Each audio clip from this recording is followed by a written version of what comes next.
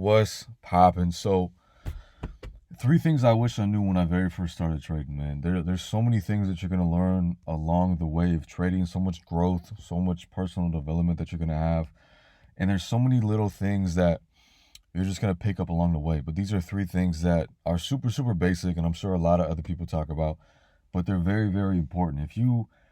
I'm telling you, if you grab these three things and you really, really hone in on these three things, and it's not hard to hone in on these things, it's very simple. And if you do that, it'll help you so much in your trading journey. So, number one is risk management. And I didn't know what risk management was for the first year of trading. The very first person that I learned trading from, the way he didn't teach like risk 1% or whatever per trade. He taught risk 0.01 lot size per $100 of your account. So if you had if you had $100 in your account, it'd be a 0.01. If you had 1,000, it'd be a 0.1.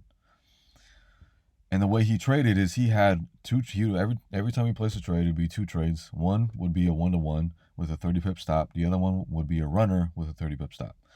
So he was risking 6% per trade, and he told everybody to do that. So telling a brand new beginner to risk 6% of their account is fucking out of this world. It doesn't make any sense.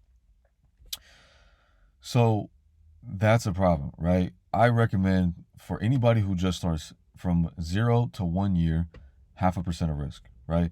And that's not to say that you suck ass, you can't, get a grasp of trading really, really fast.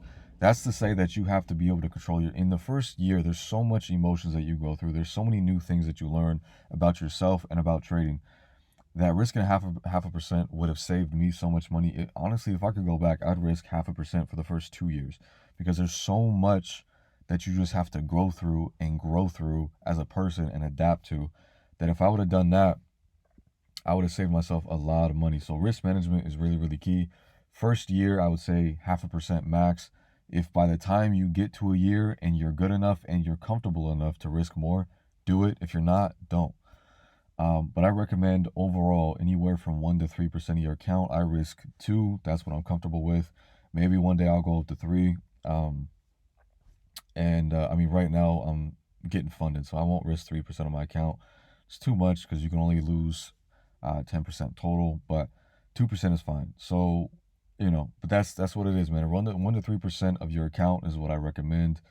If you want to go above that and you're good enough to go above that, by all means, it's your money.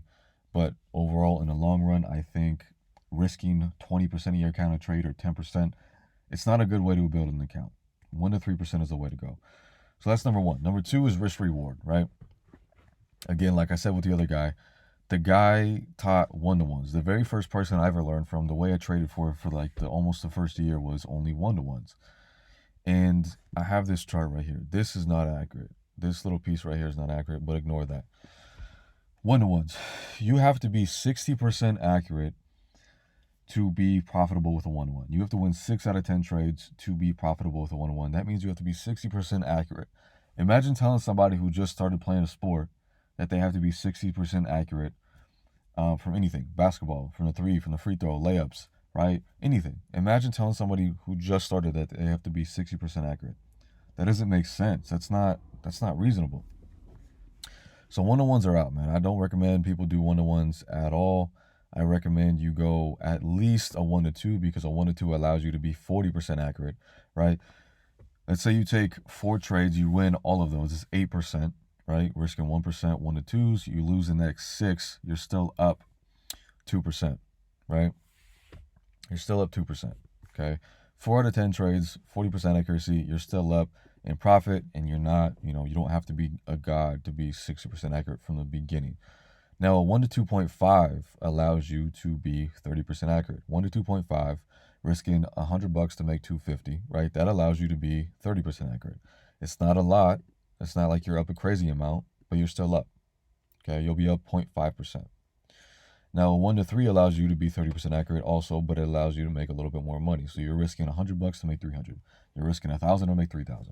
Okay, it allows you to lose 7 trades in a row and win 3, and you're still up in profit. A 1 to 4, I'm sure you guys see the trend by now. The higher you go, the less accurate you have to be. Now, it's kind of a double-edged sword because there was one point in my life when when I was trading, and I was like, I won't take anything under a 1 to 10. And that's like so ridiculous now that I think about it. Because catching 1 to 10s is just not realistic. Every single week trying to catch a 1 to 10 is just not, it's not going to happen. A 1 to 2, a 1 to 2.5, a 1 to 3 is much more realistic to catch every single week than to catch a 1 to 10, right? So if I was going to say have a minimum risk reward, I would say go a 1 to 2, a 1 to 2.5, go a 1 to 3, right? It obviously depends on your strategy. Like if you're a swing trader, you're probably not going to be able to catch a 1 to 3 every single week, right? A 1 to 2 would be more likely. Maybe even a 1 to 1 sometimes would happen. I wouldn't recommend it, but a 1 to 2 would be more likely, right? If you're catching really big trades and you're having big stop losses, that's not likely. But if you're a scalper, then 1 to 4s, 1 to 3s, 1 to 5s probably aren't that hard. So find a risk reward that is consistently doable with your strategy and stick to that and use that as a minimum. For me, 1 to 3s, 1 to 4s, those are doable every single week. I'm not gonna say, oh, I'm only taking 1 to 7s, because when I used to do that stuff, there was a lot of times when I would force myself to, I only do 1 to 7s minimum, or I only do 1 to 10s minimum. So even if a trade was there and it looked really, really good, and I was like, oh, I think it only can go a 1 to 4 or 1 to 5, I'm gonna take it a 1 to 10 because that's what I said I'm only gonna do. So I would do that, and then I would just have it go. A lot of times it went exactly where I thought it would. Go a 1 to 4, 1 to 5 in a profit, hit that level, reject it, and hit me break even. So find a risk reward that is consistently doable with your strategy and do that. The next one is sticking to one strategy, right? This is 100% been my biggest downfall as a trader. I've experimented a lot.